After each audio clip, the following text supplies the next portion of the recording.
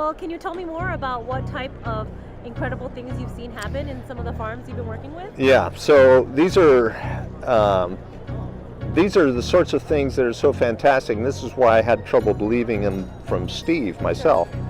But now I've seen them for myself in contexts where growers that I have recommended and sold the tea to have used them, and then we've watched what happens. And now I have a model of how to think about it. Okay. And I think that's one of the difficulties in talking about fantastic things, is having some sort of framework to be able to understand it. So a couple of main things that my customers use the tea for are salt mitigation and nematode control. And I want to add this caveat that the tea is not a nematicide. We don't sell it as a nematicide. We sell it as a soil amendment, and that's what it is. But what it does is it cleans the soil. And so when you've got a pest that is lured by unfinished food and capitalizes on the wound responses of plants or the decay of plants, when you put the tea in there, nothing is as aggressive as bacteria for consuming food. They consume all that food and effectively starve out the pathogen. This is a system that we've not seen before, but it works. So specifically, I have growers that they will plant almonds right after almonds. So they'll tear the trees out, and then the very next year, without doing anything but putting the tea on, they'll plant right back into that soil. You're not supposed to do that for a couple of reasons. One is that typically older orchards have a lot of nematode pressure. And secondly, the flora of those old decaying roots is usually too hot for younger trees. And so you need to sort of reset the clock biologically. Well, just using tea does that without killing everything off. So you're able to reset the clock biologically without disturbing or eliminating all the good guys in the soil. So we will, and I have examples of having nematode counts that are too hot for almonds. Using the tea, planting in that dirt, a year later the nematode count is zero.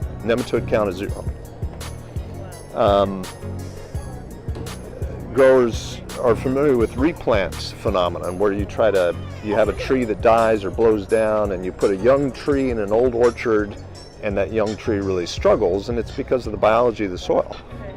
We just put worm castings in the tree hole, which has the same biology as the tea, and those trees thrive. It's because the biology of the worm products cleans the soil, levels the playing field, and allows the good biology to get the upper hand. So the way to think about using the worm products is that you're not gonna permanently change the biology of your dirt. There's 2 million pounds of dirt per acre foot. Putting worm products out doesn't change that, other than changing the balance of power, as it were. Because those bacteria and those numbers are so effective at cleaning the soil, they effectively equip the good biology to get the upper hand in the balance of power in the soil. So they sort of set the stage for good things to happen. And I should mention, another effect of the worm products and the metabolic cycles of those bacteria is to feed the plant. Yeah. And although we don't always use it like this, the tea that we sell is so powerful that it is a standalone, if you choose to use it this way, it's a standalone food source.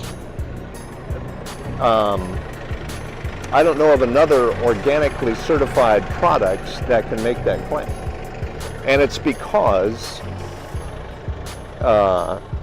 in doing their job, those bacteria package mineral nutrients in a way that it makes it easy for plants to take them up and to metabolize them. So it's the difference between me asking you if you're hungry and would you like a cookie, and throwing a pound of sugar and a pound of flour on the table and say help yourself, as opposed to preparing it for you and giving it to you ready to eat.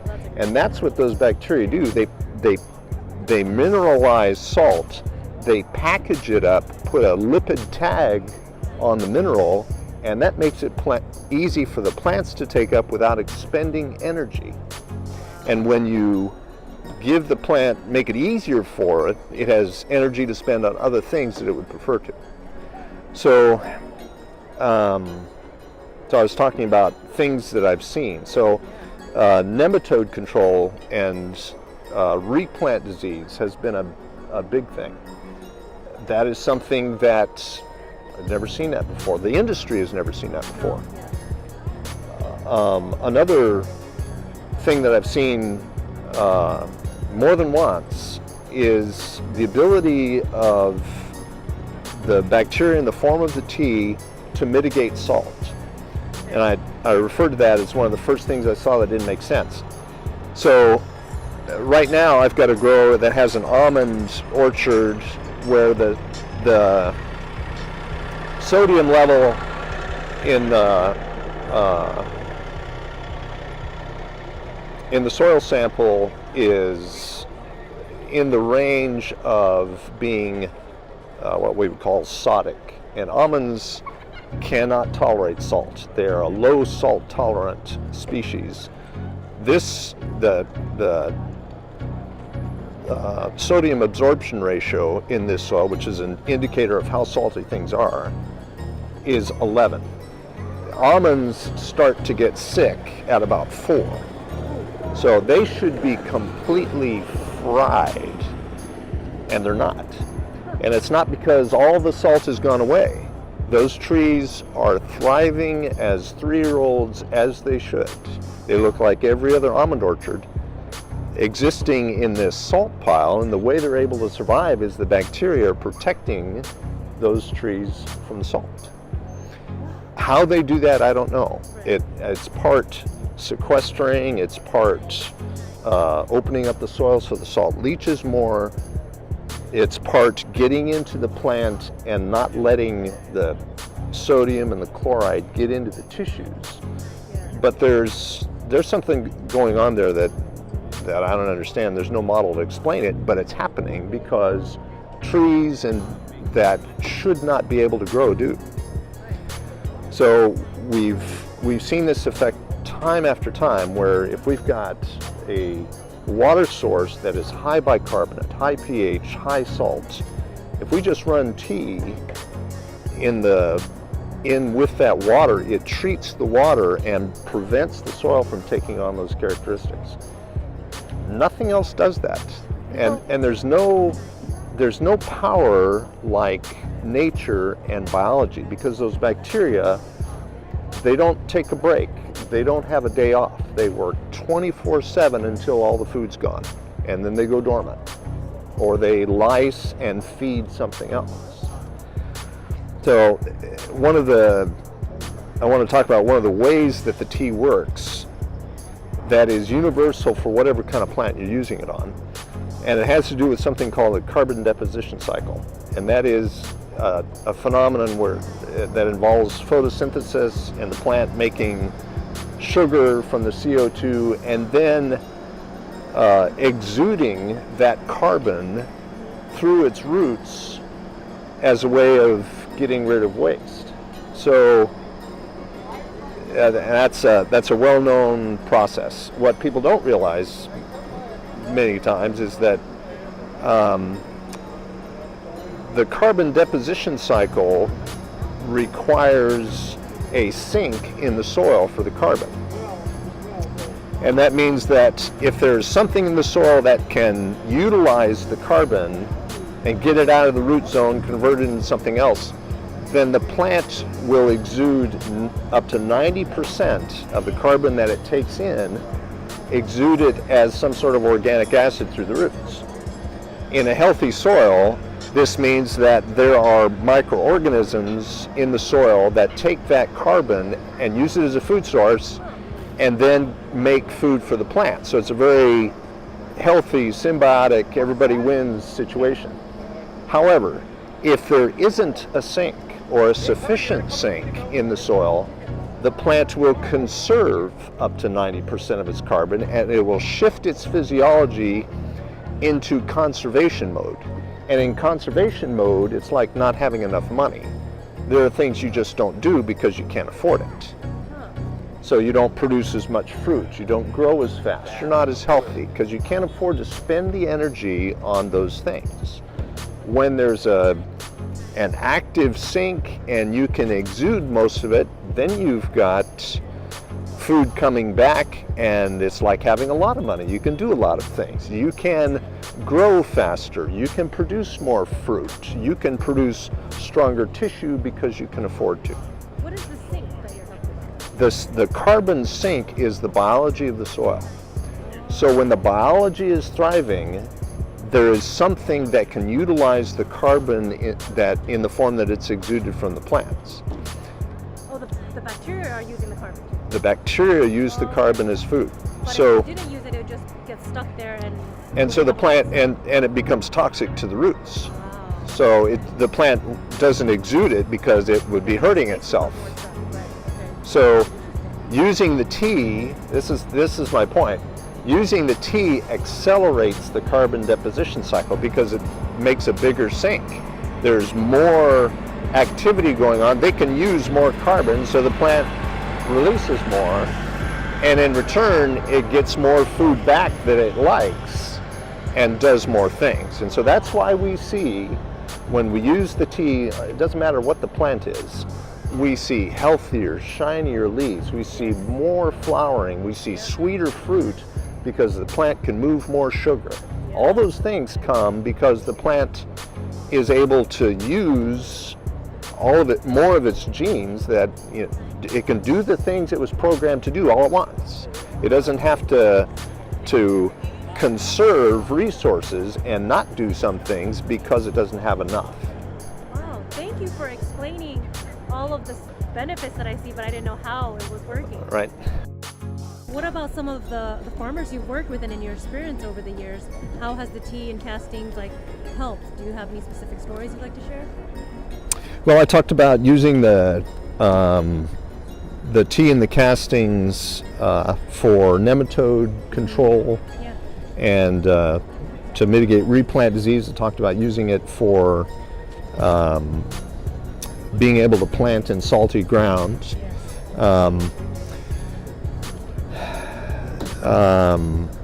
We had a blueberry grower that had 150 acres of blueberries in a high cost irrigation district. And so he's paying $1,000 an acre foot for water, and he's using 3 acre feet a year. So he was not organic, but he used the worm tea for sake of keeping his berms more acidic and to try to help the health of the blueberry plants, which it did. But two other things happened. Number one, he used half the water. So he was able to reduce his water usage to 1.5 acre feet for the same growth and effect because of how the bacteria changed the water holding capacity of those worms. And we've seen that a lot.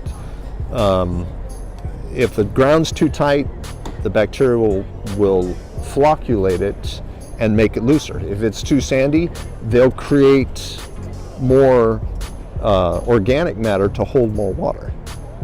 So that was one thing. The second thing was that it made his blueberry plants bloom more and ripen a week earlier. And so this is a common effect of tea, the use of tea in fruit, is that fruit ripens faster and with more uniformity because the plant's able to move sugar. more easily. It's all part of that carbon deposition cycle, the plant having more luxury to do things that are energy expensive. And moving sugar is one of those energy expensive things to do.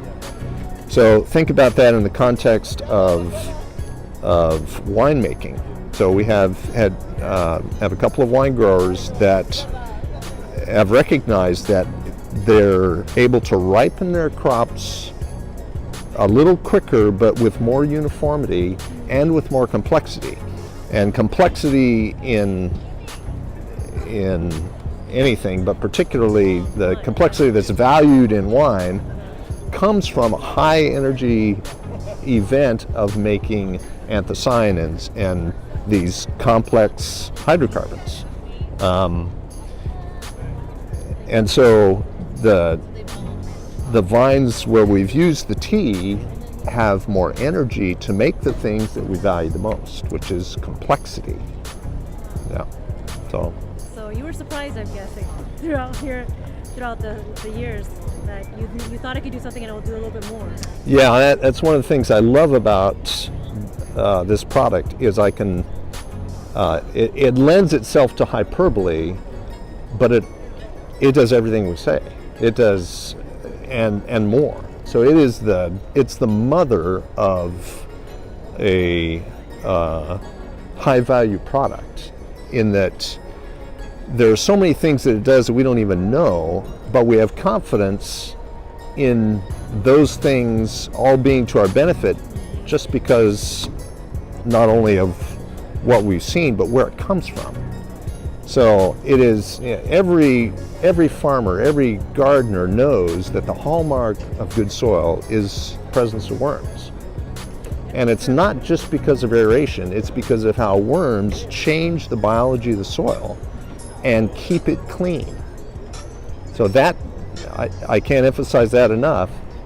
That is a dynamic that we have never seen, is being able to keep the soil clean. So if you're a greenhouse grower and you're growing in the dirt, you can only do that for a number of years, sometimes 2 or 3 years, before your dirt is full of disease and you've got to fumigate it.